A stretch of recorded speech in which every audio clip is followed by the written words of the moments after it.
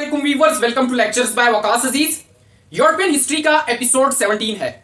इसमें हमने डिस्कस करना है क्रीमियन वॉर को 1854 से 1856 तक।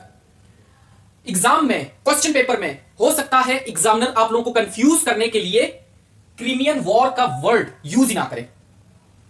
इसके बजाय क्वेश्चन पेपर में एग्जामिनर लिख दे discuss the eastern question from 1853 to 1856। तो आपने ये टाइम ड्यूरेशन याद रखना है, ईस्टर्न क्वेश्चन फ्रॉम 1853 टू 1856।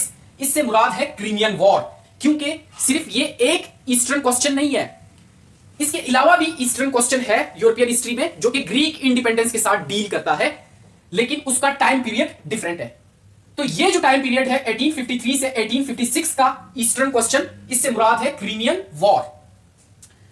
अब हमने एक वर्ड यूज किया हुआ है वॉर, क्रीमियन वॉर।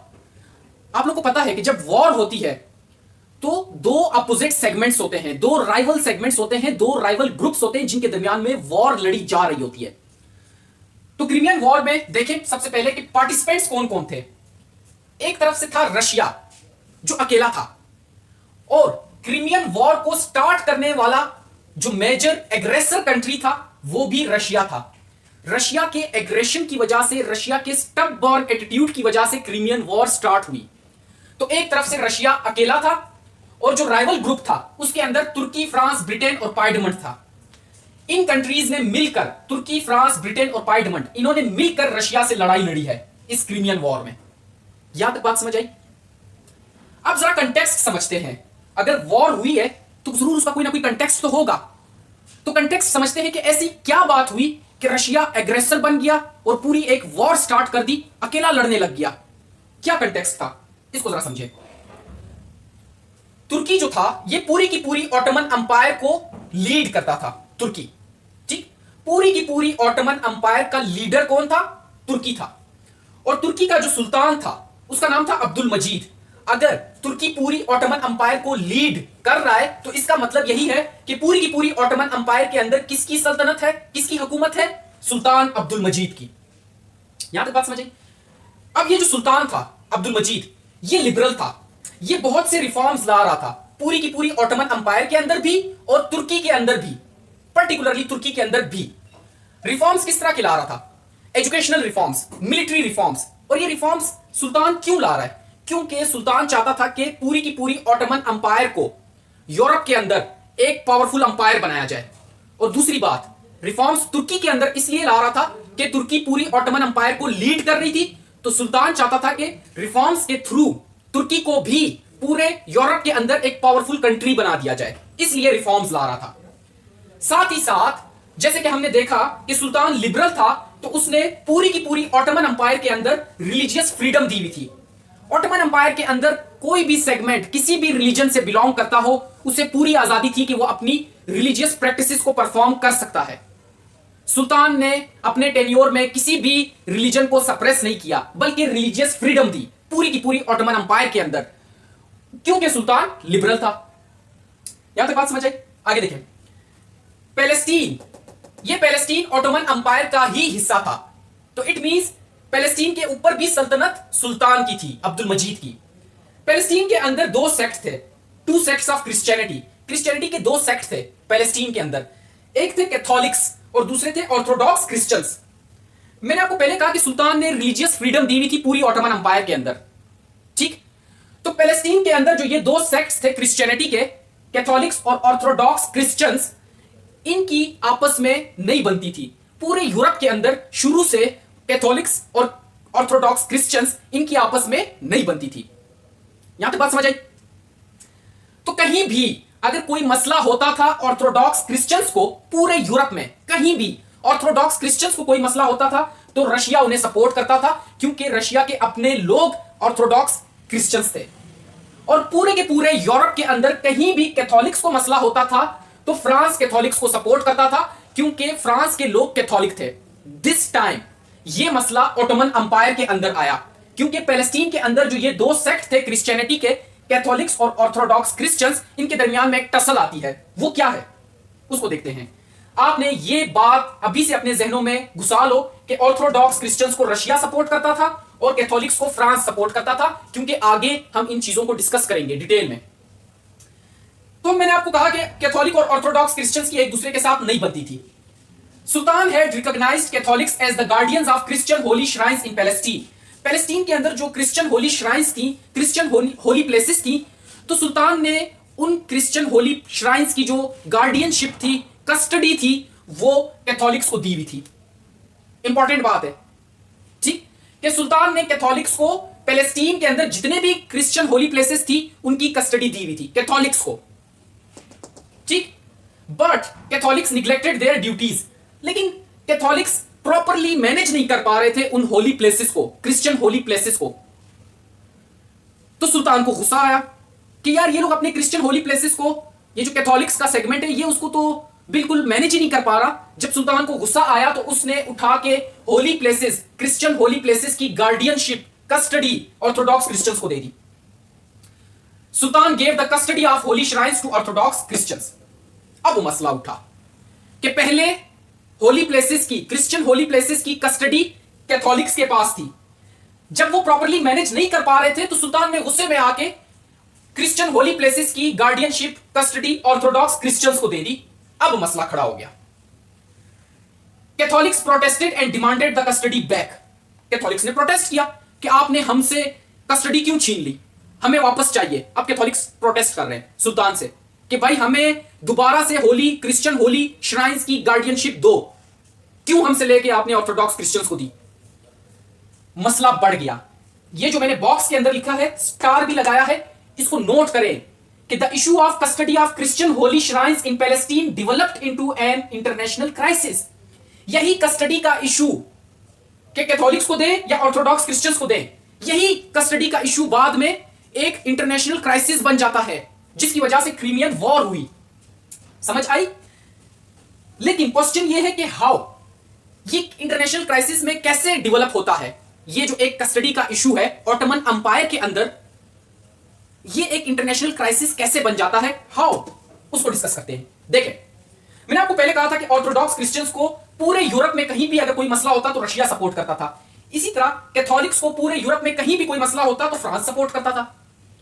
तो ये इंटरनेशनल क्राइसिस कैसे डेवलप हुआ, देखें। रशिया का जो जार था Nicholas one, tsar Nicholas one, emperor था रशिया का जार, ठीक, Nicholas one, pressurised sultan to retain the custody with orthodox Christians. Russia ने प्रेशराइज किया सुल्तान को कि जो कस्टडी है क्रिश्चियन होली श्राइन्स की, वो ऑर्थोडॉक्स क्रिश्चियंस के पास ही रहने दो, क्योंकि कैथोलिक्स प्रोटेस्ट कर रहे थे सुल्तान से कि हमें ये जो गार्डियनशिप है, ये जो कस्टडी है, दोबारा से हमें दे दो। कैथोलिक प्रोटेस्ट कर रहे हैं। रशिया आ गया ऑर्थोडॉक्स क्रिश्चियंस के सपोर्ट में और प्रेशराइज किया सुल्तान को कि ऑर्थोडॉक्स क्रिश्चियंस को अब आपने ये गार्डियनशिप दे दी है, कस्टडी दे दी है, अब इन्हीं के हाथ में रहने दो। प्रेशराइज कर रहा है सुल्तान को। और फ्रांस का Napoleon III pressurised sultan to give back the custody to Catholics. मैंने आपको पहले कहा कि कैथोलिक्स को पूरे यूरोप में कहीं भी मसला होता तो फ्रांस आता था। अब फ्रांस का जो नेपोलियन III था, उसने प्रेशराइज किया सुल्तान को to give back the custody to Catholics, कि जो आपने कस्टडी कैथोलिक्स से ले ली है, अब वापस उनको रिटर्न भी करो। क्यों लिया आपने कैथोलिक्स से? सुल्तान ने तो इसलिए ली थी कि वो मैनेज नहीं कर पा रहे थे। अब दो ब्लॉक आ गए। एक तरफ से रशिया ऑर्थोडॉक्स क्रिश्चियंस को सपोर्ट कर रहा है, सुल्तान को प्रेशराइज कर रहा है कि अब आपने ये कस्टडी ऑर्थोडॉक्स क्रिश्चियंस के हाथों में ही रहने देनी है। दूसरी तरफ से फ्रांस आ गया, वो सुल्तान को प्रेशराइज कर रहा है कि जो होली प्लेसेस हैं, क्रिश्चियन होली श्राइन्स हैं, उनकी कस्टडी दोबारा से कैथोलिक्स को दो, क्यों आपने उसके हाथ से ली।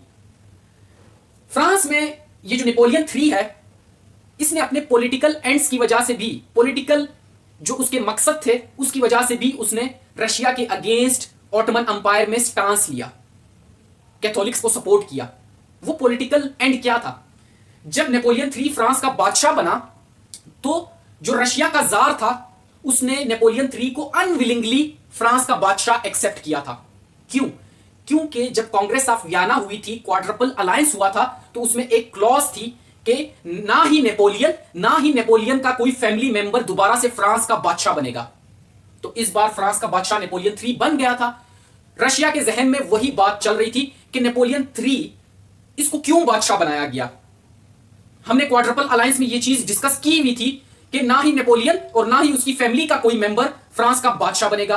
ये नेपोलियन वन का नेफ्यू था, फ्रांस का बादशाह बन गया। जब बन गया तो रशिया ने अनविलिंगली एक्सेप्ट भी कर लिया, अनविलिंगली। नेपोलियन थ्री को यह बात बुरी लगी कि रशिया के जार ने मुझे अनविलिंगली एक्सेप्ट किया है।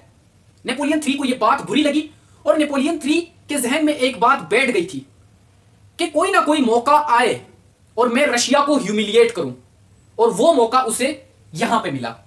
ये ऑटोमन अंपायर के अंदर जो कस्टडी का इशू था कैथोलिक्स और ऑर्थोडॉक्स क्रिश्चियंस के दरमियान, यहां पे नेपोलियन थ्री को मौका मिला और नेपोलियन थ्री ने प्रेशराइज किया सुल्तान को, जो रशिया का स्टांस था कि ऑर्थोडॉक्स क्रिश्चियंस के हाथों में ही कस्टडी रहने दो, उसके अपोजिट स्टांस लिया, बिल्कुल उसके अपोजिट स्टांस लिया और प्रेशराइज किया सुल्तान को कि कस्टडी दोबारा से कैथोलिक्स को दे दो। ये रशिया की जिद में भी इसने किया। वो बात अपनी जगह पे ठीक है कि जहां भी कैथोलिक्स को मसला होता था पूरे यूरोप में फ्रांस सपोर्ट करता था। यहां पे पर्टिकुलरली यहां पे नेपोलियन थ्री ने इसीलिए बीच में छलांग लगाई ताकि रशिया को ह्यूमिलिएट किया जा सके। एक मकसद यह भी था। तो खैर सुल्तान को भाई प्रेशराइज किया फ्रांस ने कि आप कस्टडी वापस कैथोलिक्स को दे दो। फिर Austria, Spain, Portugal and Sardinia also supported the custody of Catholics. Austria, Spain, पुर्तगाल और सार्डिनिया इन्होंने प्रेशराइज तो नहीं किया सुल्तान को, पर इन्होंने सपोर्ट किया कि कस्टडी कैथोलिक्स के हाथ में होनी चाहिए। फ्रांस को प्रेशराइज कर रहा है सुल्तान को कि कस्टडी वापस कैथोलिक्स को दो। ये जो कंट्रीज हैं इन्होंने सिर्फ अपनी विलिंगनेस शो की कि कस्टडी अगर कैथोलिक्स के हाथ में होगी तो अच्छा होगा। अब सुल्तान कंफ्यूज हो गया। जाहिर बात है, एक तरफ से रशिया प्रेशर कर रहा है, दूसरी तरफ से फ्रांस प्रेशर कर रहा है। फिर यहां पे सुल्तान देख रहा था कि ऑस्ट्रिया, स्पेन, पुर्तगाल और सार्डिनिया ये भी कस्टडी ऑफ कैथोलिक्स को सपोर्ट करते हैं। तो सुल्तान के सामने जो हैवी सेगमेंट बना वो ये सेगमेंट बना, France, Austria, Spain, Portugal and Sardinia. तो रिजल्ट क्या निकला? Sultan gave back the custody of Christian holy shrines to Catholics. सुल्तान ने कस्टडी वापस किसको दे दी? कैथोलिक्स को दे दी। ठीक, यहां तक बात समझ आई? व्हाट रशिया डिड, अब रशिया की बात तो सुल्तान ने नहीं मानी और ऑर्थोडॉक्स क्रिश्चियन से कस्टडी छीन के वापस कैथोलिक्स को दे दी। इट मींस कि सुल्तान ने एक तरह से फ्रांस की बात मान ली, नेपोलियन थ्री की बात मान ली। रशिया को गुस्सा आ गया कि भाई रशिया कह रहा था कि ये मुझे डिप्लोमेटिक डिफीट हुई है एक तरह से ऑटोमन अंपायर के अंदर। सुल्तान ने मेरी बात नहीं मानी, सुल्तान ने नेपोलियन थ्री की बात मान ली, फ्रांस की बात मान ली, मेरी बात मानी नहीं और कस्टडी उठा के कैथोलिक्स को दे दी। तो रशिया को गुस्सा आया। फिर रशिया ने क्या किया? व्हाट रशिया डिड, दो काम किए। पहला, tsar sent Prince Menshikov to sultan and demanded repudiation of French claim forthwith. जार ने अपना एक प्रिंस जिसका नाम था मेंशिकोव वो भेजा सुल्तान के पास और सुल्तान को डिमांड की कि अभी अभी इमीडिएटली फोर्थविथ जो फ्रांस का क्लेम है उसको रेप्यूडिएट करो, उसको तर्क करो। फ्रांस के प्रेशर में आके आपने जो कस्टडी कैथोलिक्स को दी है वापस उनसे लेकर ऑर्थोडॉक्स क्रिश्चियंस को दो। बकायदा अपना एक रिप्रेजेंटेटिव भेज दिया सुल्तान के पास, प्रिंस मेंशिकोव। आगे सुनो, Prince Menshikov also warned sultan of dire consequences if he refuse to do so. और प्रिंस मेंशिकोव ने सुल्तान को धमकी दी कि अगर आपने हमारी बात नहीं मानी तो फिर डायर कॉन्सिक्वेंसेस के लिए तैयार हो जाओ। धमकी दी बकायदा सुल्तान को। ठीक, यहां तक बात समझ आई? अब दूसरा काम रशिया ने क्या किया? देखिए, इस पूरे हमने जो देखा क्रीमियन वॉर के जो पार्टिसिपेंट्स थे, हमने इन पार्टिसिपेंट्स को देखा।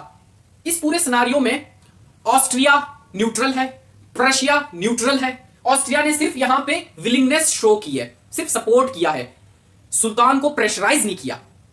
तो ऑस्ट्रिया न्यूट्रल है, प्रशिया न्यूट्रल है। अब रशिया को समझ नहीं आ रहा कि मैं किसके पास जाऊं।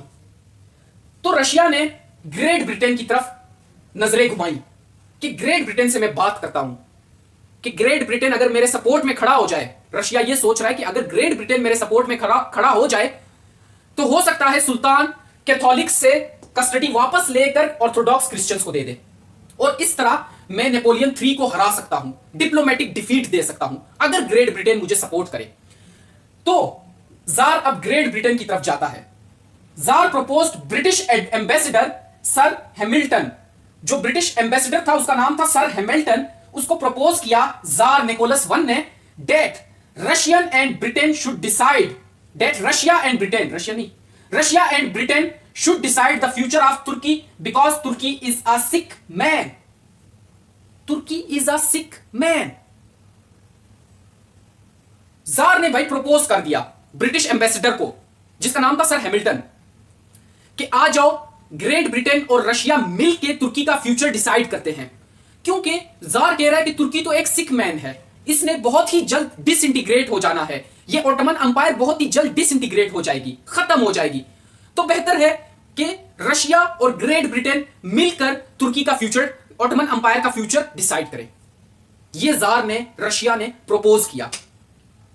अब इसके जवाब में ग्रेट ब्रिटेन ने क्या कहा, मैं इसको इरेज करके लिखता हूं, वो पढ़ते हैं। अब ये ऐसा ऐसा डेवलपमेंट हो रही है, तजाद बढ़ रहा है, इसको नोट कर ले, मैं इरेज करके लिख देता हूं जी। तो देखें, रशिया ने जो प्रपोजल दिया था ग्रेट ब्रिटेन को कि आ जाओ मिलके तुर्की का फ्यूचर डिसाइड करते हैं, इसलिए क्योंकि रशिया समझ रहा था कि ओटोमन अंपायर बहुत जल्द डिसइंटीग्रेट हो जाएगी और तुर्की को रशिया कहता था कि ये सिक मैन ऑफ यूरोप है, इसने बहुत जल्द डिसइंटीग्रेट हो जाना है।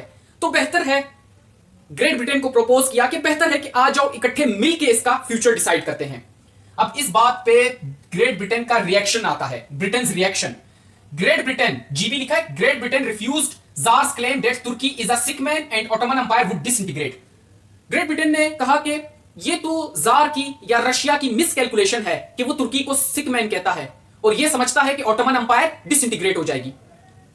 तो अकॉर्डिंग टू ग्रेट ब्रिटेन उसने इस प्रपोजल को एक्सेप्ट नहीं किया, बल्कि उन्होंने ये कहा कि ये रशिया का जो क्लेम है ये कोई वैलिड ग्राउंड्स नहीं रखता। रशिया कैसे कह सकता है कि भाई तुर्की डिसइंटीग्रेट हो जाएगा, सिक मैन है, ओटोमन अंपायर डिसइंटीग्रेट हो जाएगा। तो रशिया की ये मिस कैलकुलेशंस हैं, ठीक। तो रेफ्यूज कर दिया जार के क्लेम को ग्रेट ब्रिटेन ने। आगे, great Britain was also suspicious about Russia's expansionist designs. और ग्रेट ब्रिटेन ये सोच रहा था कि ये तो रशिया की एक चाल हो सकती है, क्योंकि रशिया की शुरू से एक पॉलिसी रही है कि वो एक्सपेंशन करता है, अपनी एक्सपेंशनिस्ट पॉलिसी है। तो हो सकता है, ग्रेट ब्रिटेन सोच रहा है कि हो सकता है रशिया की ये एक्सपेंशनिस्ट डिजाइन्स हो, जिसकी वजह से वो मेरे तक अप्रोच कर रहा है और मुझे कह रहा है कि आ जाओ फ्यूचर डिसाइड करते हैं तुर्की का। ये असल में रशिया के अपने एक्सपेंशनिस्ट डिजाइन्स हैं कि वो ओटोमन अंपायर को कब्जे में लेना चाहता है, ओटोमन अंपायर के बहुत से इलाकों को कब्जे में लेना चाहता है, अपनी टेरिटरी में शामिल करना चाहता है। तो great Britain was also suspicious about Russia's expansionist designs. तीसरी बात, great Britain clarified that eastern question would be resolved with the consultation of other European powers. Clear cut Russia को कहा कि जो ईस्टर्न क्वेश्चन है, ओटोमन अंपायर का question है, ये सिर्फ तब रिजॉल्व होगा जब सारे यूरोपियन पावर्स इस पे मिलके कोई फैसला करेंगे। सिर्फ रशिया और ग्रेट ब्रिटेन के फैसले से ये हल नहीं होगा और ना इस तरह हल होना चाहिए, बल्कि सारे यूरोपियन पावर्स का आप कंसल्ट करो, सारे यूरोपियन पावर्स का उसमें एक से हो इस ईस्टर्न क्वेश्चन के ऊपर, फिर जाके इसका मसला रिजॉल्व हो सकता है। और चौथी बात, great Britain did not approve Russian interference in the internal matters of Ottoman umpire. और ग्रेट ब्रिटेन ने जो रशिया की इंटरफेरेंस थी ओटोमन अंपायर के अंदर, उसको भी डिसअप्रूव कर दिया, क्योंकि ग्रेट ब्रिटेन शुरू से नॉन इंटरवेंशन पॉलिसी पे चल रहा था। ग्रेट ब्रिटेन कहता था कि किसी भी कंट्री को दूसरे कंट्री के इंटरनल मैटर्स में इंटरवीन नहीं करना चाहिए।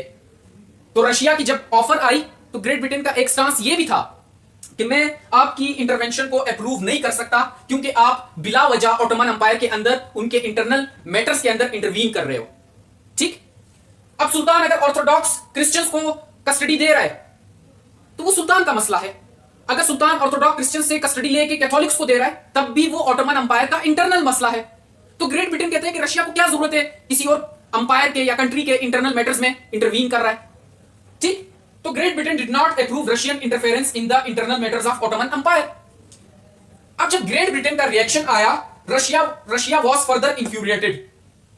रशिया मजीद गुस्से में आ गया, इंफ्यूरिएट हो गया, उसको मजीद गुस्सा आया कि ग्रेट ब्रिटेन भी मेरी बात नहीं मान रहा, ठीक। अब व्हाट सुल्तान डिड, सुल्तान ने क्या किया, हमने पिछली स्लाइड में पढ़ा था कि रशिया ने पहला काम यही किया था कि प्रिंस मेंशिकोव को भेजा सुल्तान के पास और थ्रेट दिया सुल्तान को कि अगर आपने हमारी बात नहीं मानी तो फिर डायर कॉन्सिक्वेंसेस के लिए तैयार हो जाओ। तो अब इस कंडीशन में सुल्तान ने क्या किया, इसको जरा देखें। Sultan turn to Britain for guidance. सुल्तान को समझ नहीं आ रही थी कि यार मसला तो बढ़ गया है, ये ऑर्थोडॉक्स क्रिश्चियंस और कैथोलिक्स का बीच में रशिया आ गया, फ्रांस आ गया, मसला तो बढ़ गया।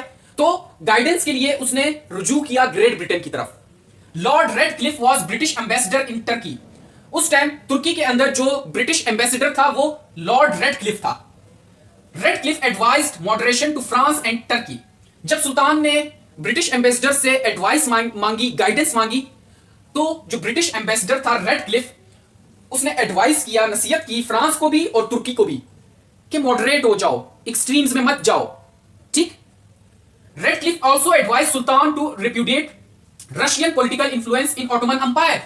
और रेडक्लिफ जो ब्रिटिश एम्बेसडर था, उसने सुल्तान को एक और नसीहत की, एक एडवाइस की कि अभी से रशिया के जो पॉलिटिकल इंटरफेरेंस है आपकी ऑटोमन अंपायर के अंदर, उसको अभी से तर्क करो, अभी से जवाब दे दो रशिया को कि मेरे इंटरनल मैटर्स में तुम्हारा कोई काम नहीं। चाहे मैं ऑर्थोडॉक्स क्रिश्चियंस को कस्टडी दूं, चाहे मैं कैथोलिक्स को कस्टडी दूं, आपका कोई काम नहीं। आप पॉलिटिकल इंफ्लुएंस ना करो, क्योंकि रशिया रिलीजन को एज अ टूल यूज कर रहा है ऑटोमन अंपायर के अंदर पॉलिटिकल इंफ्लुएंस, अपना पॉलिटिकल होल्ड जमाने के लिए कि मैं तो भाई ऑर्थोडॉक्स क्रिश्चियंस को सपोर्ट करता हूं। तो इसलिए रेडक्लिफ ने एडवाइस किया सुल्तान को कि अभी से तर्क कर दो, रेप्यूडिएट कर दो, मना कर दो रशिया की political influence, political intervention in Ottoman empire, repudiate करो। ठीक। Sultan did the same in front of Prince Menshikov. चूंकि रेडक्लिफ ने एडवाइस किया था सुल्तान को, तो सुल्तान ने जो प्रिंस मेंशिकोव आया था रशिया से, जार ने भेजा था रिप्रेजेंटेटिव, उसके सामने सुल्तान ने यही बात की कि हम रशिया की इंटरवेंशन एक्सेप्ट नहीं करते। Russia has no right to involve, to interfere in the internal matters of Ottoman empire. Clear cut उसको प्रिंस मेंशिकोव को यह बात कह दी। जाहिर बात है, जब प्रिंस मेंशिकोव को इस तरह क्लियर जुमले कहे जाएंगे, तो प्रिंस मेंशिकोव रशिया में जाके यही बात दोहराएगा ना कि सुल्तान ने हमारी पॉलिटिकल जो इंटरवेंशन है, हमारी जो इंटरवेंशन है टुवर्ड्स ऑर्थोडॉक्स क्रिश्चियंस, उसको सुल्तान खत्म कर रहा है और हमें क्लियर कट वार्निंग दे रहा है कि आपने इंटरफेयर नहीं करना। वही हुआ, प्रिंस मेंशिकोव ने ये बातें जाके रशिया में बताई। रशिया ने रिजल्ट में क्या किया? Russia invaded umpire and occupied the two principalities of Ottoman umpire. जब रशिया ने सुल्तान का एटीट्यूड देखा और उसे पता चल गया कि सुल्तान अब मेरी इंटरफेरेंस को एक्सेप्ट नहीं करेगा, तो रशिया ने इन्वेड कर दिया अंपायर को और जो ऑटोमन अंपायर थी उसकी दो प्रिंसिपैलिटीज, दो एरियाज, दो लोकेलिटीज को अपने कब्जे में कर दिया। वो दो लोकेलिटीज कौन सी थी? मोल्डाविया और वल्लाचिया। इन दो को रशिया ने कब्जे में कर लिया, ऑक्युपाई कर लिया जुलाई 1853 में। अब समझे, वॉर स्टार्ट हो गई भाई। उसने, रशिया ने ऑक्युपाई कर दिया दो प्रिंसिपैलिटीज को ऑटोमन अंपायर की। अब सुल्तान बेचारा तो कंफ्यूज हो गया कि अब क्या करूं मैं। Great Britain advise sultan not to resist Russian invasion in order to place Russia in the wrong. जब रशिया ने इन्वेड किया ऑटोमन अंपायर को और दो प्रिंसिपैलिटीज को कब्जा किया, मोल्डाविया और वलाचिया को 1853 में, तो ग्रेट ब्रिटेन ने एडवाइस किया सुल्तान को कि आप रेजिस्ट ना करो, फोर्स यूज मत करो रशिया के अगेंस्ट, क्योंकि हमें रशिया को रॉन्ग प्रूफ करना है, हमें यह प्रूफ करना है कि यह गलती रशिया की थी, इसलिए आपने कोई एक्शन नहीं लेना। सुल्तान को यह एडवाइस की ग्रेट ब्रिटेन ने। All European powers condemned Russian aggression. Sultan neutral था, सुल्तान ने कुछ नहीं कहा, क्योंकि उसे ग्रेट ब्रिटेन ने, ये जो ब्रिटिश एम्बेसडर था रेडक्लिफ, उसने एडवाइस किया था कि आपने ना फोर्स यूज करनी है ना कुछ कहना है, हमें रशिया को रॉन्ग प्रूफ करना होगा। वही हुआ, सुल्तान खामोश रहा। जितनी भी यूरोपियन पावर्स थी, फिर उन्होंने रशिया के एग्रेशन को कंडेम किया और उसके बाद एक कॉन्फ्रेंस हुई, एक कांग्रेस हुई, द वियना नोट, अगस्त 1853 में। यह कॉन्फ्रेंस हुई जिसके अंदर ऑल यूरोपियन पावर्स थी। इस कॉन्फ्रेंस का मकसद क्या था वियना नोट का? टू अवर्ट वॉर, क्योंकि अभी रशिया ने इन्वेड कर दिया है, बकायदा दो प्रिंसिपैलिटीज पे कब्जा हासिल कर लिया है।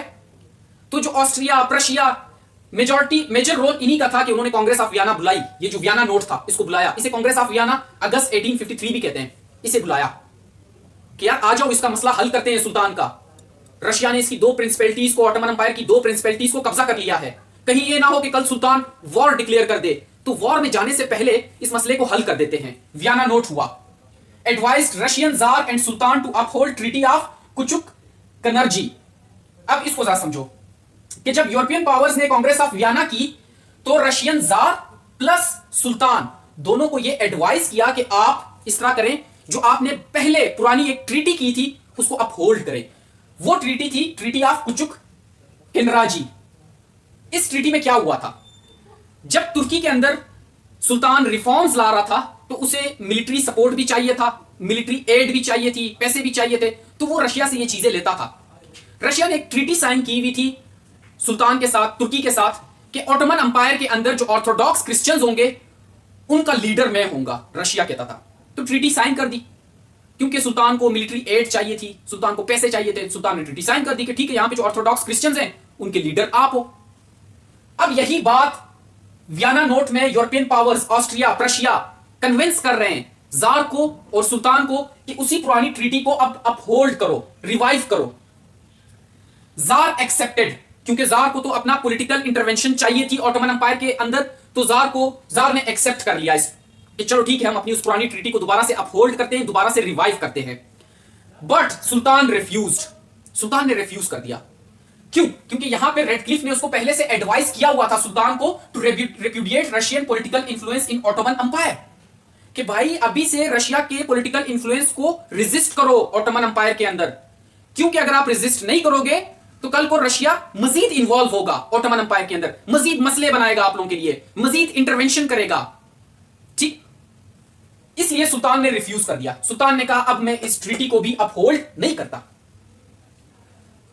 आगे इसी वियना नोट के अंदर जब सुल्तान ने रिफ्यूज कर दिया ट्रीटी को मानने से, रिवाइव करने से, sultan gave the 15 days ultimatum to Russia to evacuate principalities.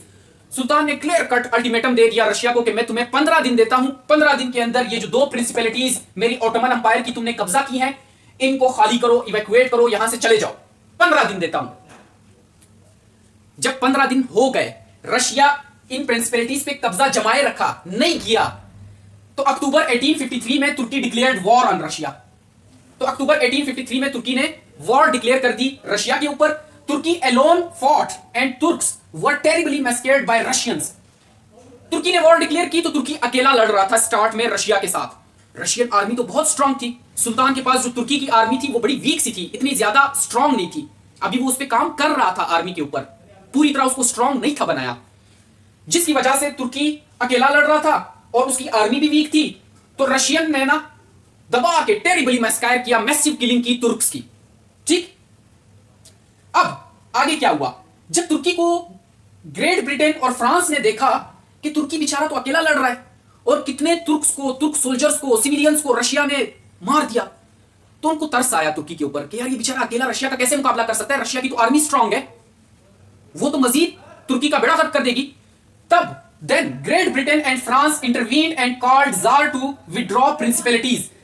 तब ग्रेट ब्रिटेन और फ्रांस ने जार को एक अल्टीमेटम दिया कि आप इस तरह करो, इन प्रिंसिपैलिटीज को छोड़ दो, विड्रॉ कर दो, ताकि ये लड़ाई बंद हो जाए। ग्रेट ब्रिटेन और फ्रांस के अंदर ना थोड़ी सी रहमदिली आ गई तुर्क्स के लिए कि यार तुर्की बेचारा अकेला लड़ रहा है और इतनी मैसिव किलिंग हो रही है तुर्क्स की, तो इसलिए ग्रेट ब्रिटेन और फ्रांस ने अल्टीमेटम दे दिया रशिया को कि आप इन प्रिंसिपैलिटीज को छोड़ दो। रशिया ने रिफ्यूज कर दिया। उसने कहा मैं प्रिंसिपैलिटीज जो ये 2 मैंने कब्जा किए हैं इनको मैं नहीं छोड़ूंगा और ना ही मैं डिसआर्म करूंगा, मैं लड़ता रहूंगा। इतने स्टब बॉर्न एटीट्यूड की वजह से, एग्रेशन की वजह से रशिया के Britain and France declared war on Russia March 1854। फिर ब्रिटेन और फ्रांस ने भी रशिया के ऊपर वॉर डिक्लेयर कर दी 1854 में। यहां तक बात समझ आई? अब जब स्टार्ट की पहली स्लाइड को जरा आप लोग अगर आपने नोट किया हो तो मैंने यहां पे रशिया लिखा था, यहां पे तुर्की, फ्रांस, ब्रिटेन और पाइडमंट लिखा था। एक इलाका मैंने एक्स्ट्रा भी लिखा हुआ था, पाइडमंट। यहां तक तो हमें समझ आई कि तुर्की भी लड़ रहा है रशिया के साथ, अब फ्रांस और ग्रेट ब्रिटेन भी रशिया के साथ लड़ रहे हैं। ये पाइडमंट कहां गया? जब यूनिफिकेशन ऑफ इटली का प्रोसेस होना था तो केवर पाइडमंट का प्राइम मिनिस्टर था। ये हमारा वैसे अगला टॉपिक है, यूनिफिकेशन ऑफ इटली, अभी से इसको थोड़ा बहुत समझ लें। केवर पाइडमंट का प्राइम मिनिस्टर था। केवर ने ना अपनी आर्मी बड़ी स्ट्रांग बनाई हुई थी, क्योंकि केवर चाहता था कि यूनिफिकेशन ऑफ इटली हो अंडर द लीडरशिप ऑफ पाइडमंट, इस कंट्री की लीडरशिप में यूनिफिकेशन ऑफ इटली हो। तो केवर ने अपनी आर्मी को स्ट्रांग किया। फिर जब केवर ने देखा कि यहां पे तो हालात खराब हो गए, तुर्की, रशिया ये लड़ रहे हैं, साथ में ग्रेट ब्रिटेन और फ्रांस भी उतर गया है लड़ने के लिए रशिया के अगेंस्ट, तो केवर ने सोचा कि मैंने अपनी आर्मी पे इतना काम किया है, इतने रिफॉर्म्स लाए हैं मिलिट्री के, तो क्यों ना मैं अपनी आर्मी की स्ट्राइकिंग कैपेबिलिटी चेक करूं कि क्या वो लड़ सकती है अच्छी तरह या नहीं। तो केवर ने अपनी आर्मी 15,000 बल्कि सोल्जर्स, 15K सोल्जर्स भेजे। किसके सपोर्ट में? तुर्की, ग्रेट ब्रिटेन और फ्रांस के सपोर्ट में अगेंस्ट रशिया। अब यहां पे केवर के 2 मोटिव्स थे। एक तो हमारी जो पाइडमंटीज की आर्मी है उसका पता चल जाएगा कि क्या वो अच्छी तरह लड़ सकते हैं या नहीं। दूसरी बात, जो बाकी यूरोपियन पावर्स हैं वो भी देखेंगे कि आज तक पाइडमंट ने कभी किसी वॉर में इस तरह अपनी हेल्प नहीं भेजी, तो इस वॉर के अंदर पार्लियामेंट ने अपने 15,000 सोल्जर्स भेज दिए। इट मींस कि पार्लियामेंट भी एक स्ट्रॉन्ग कंट्री है, एक स्ट्रॉन्ग पावर है। ये मोटिव था केवर का, अपनी आर्मी को यहां पे भेजना और इस ब्लॉक के साथ, तुर्की, फ्रांस और ग्रेट ब्रिटेन वाले ब्लॉक के साथ उनको लाना और अगेंस्ट रशिया लड़वाना।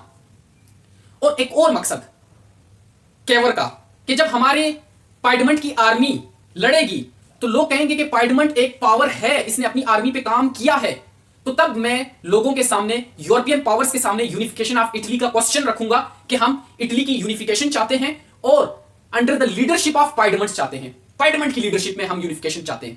तो इसलिए उसने पार्लियामेंट को स्ट्रांग बनाया और पार्लियामेंट की आर्मी भेजी ताकि लोगों को पता चले कि पार्लियामेंट भी एक स्ट्रांग कंट्री बन गया है और यूनिफिकेशन ऑफ इटली उसी पार्लियामेंट के होते हुए होगी। यहां तक बात समझ आई? तो ये वॉर, अपने टॉपिक पे आते हैं कि ये वॉर चल पड़ी। ठीक, अब मैं स्लाइड को मिटा के कुछ पॉइंट्स और लिखता हूं कि जब वॉर खत्म हुई तो किस तरह का एग्रीमेंट हुआ, वो थोड़ी सी बातें समझ लें तो क्रिमियन वॉर कंप्लीट हो जाएगा। इसको नोट कर लें, मैं इरेज करके बाकी पॉइंट्स लिख देता हूं। जी, तो देखें ये जो मैंने आप लोगों को बात बताई थी कि केवर ने अपने पार्लियामेंट की आर्मी भेजी थी, तो वो मैंने यहां पे लिख दिया कि Cavour also sent 15,000 parliament soldiers in support of Turkey, France and Great Britain against Russia. क्यों भेजी वो मैंने आपको बता दी बात। ठीक, कि आपने पार्लियामेंट को as a great power show करना, फिर यूनिफिकेशन ऑफ इटली का क्वेश्चन रखना ग्रेट पावर्स के सामने। ठीक, खैर टॉपिक पे आए जरा। 1855 में tsar Nicholas one died, tsar Nicholas one फौत हो जाता है 1855 में। उसकी जगह पे कौन आता है? Alexander two succeeded. Tsar Nicholas one फौत हुआ, अलेक्जेंडर टू आ गया। फिर एक वियना कॉन्फ्रेंस होती है मार्च 1855 में। जो पावर्स है ना, यूरोपियन पावर्स, वो फिर से एक बार कोशिश करते हैं through this Vienna conference. Particularly Austria कोशिश करता है कि इस मसले को अभी खत्म किया जाए। रशिया, ग्रेट ब्रिटेन, फ्रांस, तुर्की ये जो लड़ रहे हैं ना, इसको अभी खत्म किया जाए, बहुत ज्यादा ब्लड शेड हो रहा है। तो ऑस्ट्रिया की कोशिशें थी, वियना कॉन्फ्रेंस बुलाई गई मार्च 1855 में, पर यह कॉन्फ्रेंस अनसक्सेसफुल रही। अनसक्सेसफुल रही क्यों? Russia accepted to withdraw from principalities. Conference के अंदर रशिया ने एक्सेप्ट किया कि वो उन दो प्रिंसिपैलिटीज से विड्रॉ कर देगा। जो ऑटोमन अंपायर की दो प्रिंसिपैलिटीज को कब्जा किया है उससे विड्रॉ कर देगा। ये तो अच्छी बात है, लेकिन मसला दूसरी बात पे आता है। But differences arose over the navigation of Russian warships in the Black Sea. Russia ने देखा, अलेक्जेंडर टू ने देखा कि वैसे भी ऑस्ट्रिया ने कॉन्फ्रेंस बुलाई है, वियना कॉन्फ्रेंस, चलो ठीक है यार, हम प्रिंसिपैलिटीज को छोड़ देते हैं, लेकिन हम एक कंडीशन साथ रखते हैं। रशिया चाह रहा है कि एक कंडीशन हो। वो कंडीशन क्या थी? कि पहले ब्लैक सी के अंदर रशियन वॉरशिप्स को इजाजत नहीं थी जाने की, ब्लैक सी के अंदर। तो अब रशिया ने एक अपॉर्चुनिटी देखी कि यार मैं इनको एक लालच देता हूं कि मैं प्रिंसिपैलिटीज को छोड़ देता हूं, आप लोग मुझे इजाजत दे दो कि मैं जो हमारी रशियन वॉरशिप्स हैं वो ब्लैक सी के अंदर जा सकती हैं। इस बात पे जो दूसरी यूरोपियन पावर्स थी उन्होंने पहले से मना किया हुआ था कि रशियन वॉरशिप्स ब्लैक सी में नहीं आएंगी, क्योंकि खतरा हो जाता है, लोगों को इनसिक्योरिटी होती है अदर यूरोपियन कंट्रीज को। जब रशिया ने यह कंडीशन रखी ना कि मेरी शिप्स को अलाउ करो कि वो ब्लैक सी में जाएं और वो भी वॉरशिप्स को अलाउ करो, तो अदर यूरोपियन कंट्रीज ने मानने से इंकार कर दिया, जिसकी वजह से कॉन्फ्रेंस ब्रोक अप, कॉन्फ्रेंस टूट गई, कोई रिजल्ट नहीं निकला। ऑल्दो कि रशिया प्रिंसिपैलिटीज को छोड़ने के लिए मान गया था, लेकिन उसकी जो दूसरी कंडीशन थी कि उसे इजाजत चाहिए कि रशिया की वॉरशिप्स ब्लैक सी में आए, इस बात पे बाकी यूरोपियन कंट्रीज मुत्तफिक नहीं थे। कॉन्फ्रेंस टूट गई। जब कॉन्फ्रेंस टूटी तो अब समझ नहीं आ रहा था कि ये वॉर कैसे रोकी जाए। ना रशिया रुक रहा है, ना ग्रेट ब्रिटेन रुक रहा है, ना फ्रांस रुक रहा है, ना तुर्की रुक रहा है, कैसे रोका जाए? ऊपर से पार्लियामेंट की आर्मी आ गई है, अब कैसे रोका जाए? Then Austria threatened to join allies against Russia December 1855। Austria ने जब देखा कि यार रशिया तो बहुत जिद पे अड़ा हुआ है, तो ऑस्ट्रिया ने कहा कि मैं भी अलायंस को ज्वाइन करूंगा और रशिया के साथ वॉर लड़ूंगा। यह बात उसने दिसंबर 1855 में की, थ्रेट दिया। जब ऑस्ट्रिया की तरफ से थ्रेट आया तो रशिया ठंडा पड़ गया, क्योंकि रशिया जो है वो तुर्की के साथ भी लड़ रहा है, उसकी आर्मी के साथ भी लड़ रहा है, ग्रेट ब्रिटेन की आर्मी के साथ भी लड़ रहा है, फ्रांस की आर्मी के साथ भी लड़ रहा है, पार्लियामेंट की आर्मी के साथ भी लड़ रहा है। तो रशियन सोल्जर्स काफी मर गए। तो अब रशिया सोच रहा है कि अगर ऑस्ट्रिया भी आ गया तो मेरा तो बेड़ा ही गर्क हो जाएगा। अगर ऑस्ट्रिया भी इनके साथ मिल जाता है तो फिर मैं कैसे सरवाइव करूंगा, मैं कैसे इस जंग को जीत सकता हूं? उल्टा मुझे बहुत ज्यादा नुकसान होगा अगर ऑस्ट्रिया भी इस जंग का हिस्सा बन जाता है और मेरे अगेंस्ट आ जाता है। फिर रशिया ठंडा पड़ गया।